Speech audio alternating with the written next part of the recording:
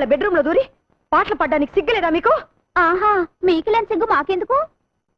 పట్ట పగలు పరాయి మగాడిని పడగదిలోకి పిలిపించుకొని నీ కూతురు రాత్రిల్లాడితే తప్పులేదు గాని మేం చూస్తే తప్ప? చాలు చాలు, రోడ్డుకొచ్చినట్లు మాట్లాడకండి. అల్లుండి అమెరికా పంపించి కూతుర్ని తోటమాలతో సెటప్ చేసే రకం కాదు మేము. ఆపండి. ఆయన తోటమాలని ఎవరు చెప్పారు? మీ అమ్మ. ఏమ్మా, నా మొగుడు తోటమాలని చెప్పావా?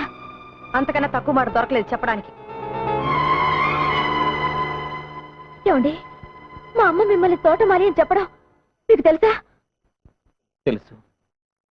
మా అమ్మ అంత చులకనగా చూసాక కూడా మీరు ఇక్కడ ఎందుకున్నారు? నన్ను ఇక్కడ ఎందుకు ఉంచారు? మా నాన్నకి దూరమై నేనెలాగూ సుఖంగా లేను. నువ్వైనా మీ అమ్మ దగ్గర సుఖంగా ఉండాలని. లేదండి, కోడలి సుఖం కోసం కావాలనే కొడుకుని దూరం చేసుకున్న గొప్ప తండ్రి మీ నాన్న. నా మొగుడిని అవమానించిన ఇంట్లో ఒక క్షణం కూడా ఉండను. వెళ్తున్నాను. ఎవరు రమ్మంటే వచ్చావు? వెళుతున్నాను అంటే నేను బాధపడ్డానికి.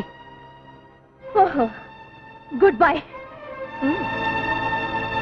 అదేంటమ్మా, ఎంతో ఆశతో కూతుర్ని అల్లుడిని పిలిపించుకొని మీరే దూరం చేసుకుంటున్నారు? ఆడదాని చోటు ఎప్పటికైనా అత్తగారింట్లోనే కానీ పుట్టింట్లో కాదు.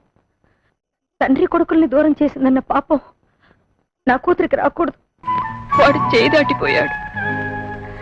ఆవేశంలో తను విసిరే రాయి నా దైవానికే తగులుతుందని వాడు గ్రహించలేకపోయాడు.